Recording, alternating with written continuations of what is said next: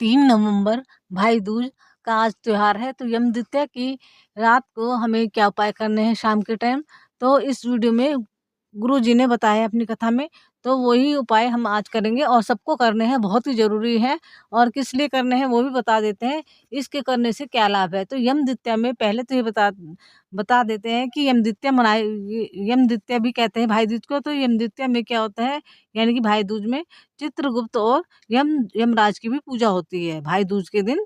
तो भैया भाई की तो होती ही है, तिलक करते ही हैं, और यमराज और चित्रगुप्त की भी हमें पूजा करनी चाहिए। तो उसके लिए क्या क्यों करनी चाहिए, इसका कारण ये है कि अगर हमें ये है अकाल मृत्यु, रोग, कष्ट और एक्सीडेंट वगैरह जो होते हैं उनसे बचाव के लिए, और आकस्मिक अचानक से होने वाले कोई भी दुर्घटना से बचने के लिए हमें जो है यमराज की पूजा ज़रूर करनी चाहिए यम द्वितीया वाले दिन। और विशेष पूजा होती है इसके लिए।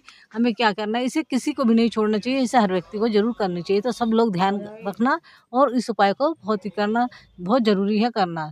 तो इसके लिए हमें क्या करना है, तो सबसे पहले हम इस आटे का दिया बनाएंगे, और इसमें मतलब मिट्टी का दिया नहीं लेना, आटे का ही बनाना है, और उसमें 4 अलग-अलग बाती बनानी है। और दीपक को क्या कहाँ पर रखना है, बाहर जो हमारा मेन गेट होता है जिससे हम एंट्री करते हैं, उस वहाँ पर रखना है। और रखने से पहले उसके नीचे, दीपक के नीचे हमें काले तिल बिछा देने हैं। और यम द्वितीया के दिन इसमें हमें भरना है सरसों का तेल। और जब हम इस तरह दीपक जलाएंगे तो हमें क्या किसका ध्यान करना है, हमें भगवान भोलेनाथ का ध्यान करना है, यमराज का ध्यान करना है कि हमारे परिवार को, हमारे घर को हर प्रकार के कष्टों से, संकट से बचाए रखना, और हमारा कोई अनिष्ट ना हो, हमारा घर में सुख समृद्धि रहे, खुशहाली रहे। इस तरह से प्रार्थना करते हुए और अपनी भूल चूक के लिए भी माफ़ी मांगना, और ये दीपक जला देना, और जलाने के बाद अपने घर में आ जाना। तो इससे क्या होगा, गुरुजी बताते हैं घर में कोई अकाल मृत्यु न होगी, ना कोई दुर्घटना होगी, और किसी तरह का भी भारी संकट आपके ऊपर नहीं आएगा। तो इस उपाय को ज़रूर करना, और साल भर में ये एक ही दिन किया जाता है, ये यम द्वितीया वाले दिन। तो इसको आप ज़रूर कर लें। और दूसरा उपाय ये है, ये भी उन लोगों को करना है जो कि कष्टों को दूर करने के लिए है। मतलब कष्ट कैसा भी हो सकता है, अगर आपको शारीरिक कष्ट हो, कोई रोग हो, कोई दोष हो, पैसों का कष्ट हो, कोई काम ना बन रहा हो, किस तरह से का भी मतलब कष्ट हो, तो उसके लिए दूसरा उपाय है। उसमें ये इसके लिए हमें क्या करना है, 2 काली मिर्चें ले लेनी है, और दीपक ले लेना है एक। और इसमें दीपक कोई सा भी हो सकता है। उसमें तो पहले वाले में जो हमें गेट के बाहर लगाना था, वो तो हमने लिया था आटे का, लेकिन जो ये दूसरा दीपक ले रहे हैं, ये कष्टों को दूर करने के लिए, इसमें हम कोई सा भी दीपक ले सकते हैं, और मिट्टी का ले सकते हैं और आटे का कैसे भी ले सकते हैं। और इसमें भी हमें 4 बातें लगानी है, और लेकिन इस दीपक को हमें कहाँ जलाना है, इस दीपक को हमें जलाना है छत के ऊपर, अपने छत के ऊपर बीचों बीच।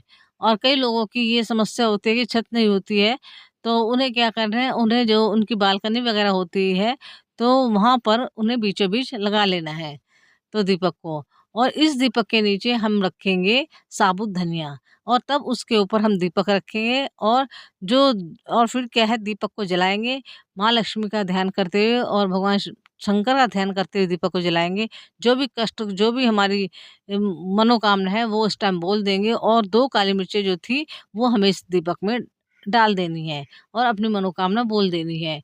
तो भाई दूज वाले दिन क्या है, तो इस उपाय को आप ज़रूर करें, क्योंकि ये उपाय जो है हमारे कष्टों को हरने वाले हैं, और इनको सबको ज़रूर करना चाहिए। और एक उपाय गुरुजी ने ये भी बताया है कि भाई दूज वाले दिन हमें कमल की, अपने कलम की, यानी कि पेन पेंसिल की भी पूजा करनी चाहिए। और एक छोटा-सा उपाय बताया है कि आज के दिन हमें किसी को भी पेन या पेंसिल जो है खरीद कर दे देनी चाहिए गिफ्ट में। तो इससे क्या होता है, हमारे घर में जो है लक्ष्मी का स्थिर निवास होता है। तो इसलिए हम इसे उपाय को ज़रूर करें। और इसके सबसे पहले हमें क्या करना है, एक कमलगट्टा ले लेना है, एक बेलपत्र लेना है, और ये हमारा है लक्ष्मी की, स्थायी लक्ष्मी का निवास रहे हमारे घर में, उसके लिए ये उपाय है। एक कमलगट्टा ले लिया, और एक बेलपत्र ले लिया जो कहीं से भी कटा-फटा ना हो, और एक चुटकी हल्दी ले ली, और एक चावल का दाना ले लिया, और इसे चावल के दाने को हमें पीला कर लेना है। कई लोगों को ये संशय रहता है कि भोलेनाथ पर हल्दी नहीं चढ़ती है, तो उसके लिए गुरुजी ने ये उपाय बताया है कि, मतलब कहने का मतलब ये है, जब गुरुजी कोई ये उपाय बताते हैं तो ये विशेष तिथि के होते हैं, तो इनमें जो है ये हल्दी का है, ये कुछ ना कुछ मतलब कारण होगा चढ़ने का, तो इसलिए ही गुरुजी ने बताया है। अगर आपको इसमें संशय है तो आप केसर से, पीले चंदन से, किसी से भी चावल के दाने को पीला कर सकते हैं।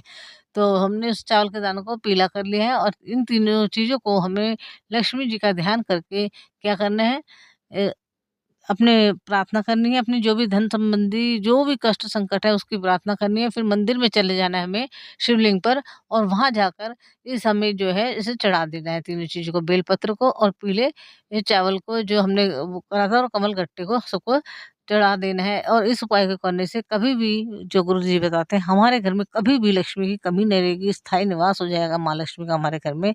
और ये उपाय जो है हम घर में अगर हमारे शिवलिंग रखा है तो वहाँ भी कर सकते हैं।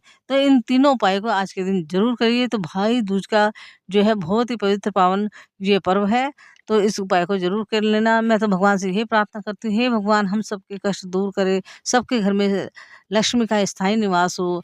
जिन्होंने मेरे चैनल को सब्सक्राइब नहीं किया, माँ लक्ष्मी की कृपा से मेरे चैनल को ज़रूर सब्सक्राइब करें। श्री शिवाय नमस्तुभ्यम, हर हर महादेव।